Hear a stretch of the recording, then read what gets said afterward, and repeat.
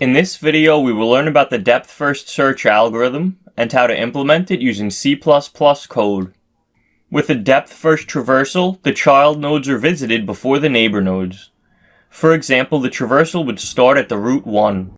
Then it would visit 3, 7, 6, 2, 5, and 4. When implementing a depth-first search algorithm, a stack is commonly used since stacks exhibit LIFO, last in, first out. Let's learn how to implement a depth-first algorithm using C++ code.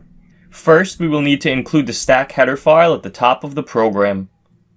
Next, we will create a function with a void return type named depth-first-search that takes in one parameter, a node pointer named root. Inside of this function, we will have a stack of node pointers named s.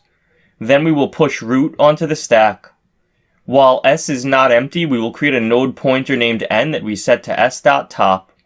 After that, we will pop the top value off of stack s. Then we will output the value of n to the console. If root's left child is not null, we will push it onto the stack. If root's right child is not null, we will push it onto the stack. At the bottom of the main function, we will call our depth-first search function and pass in the root.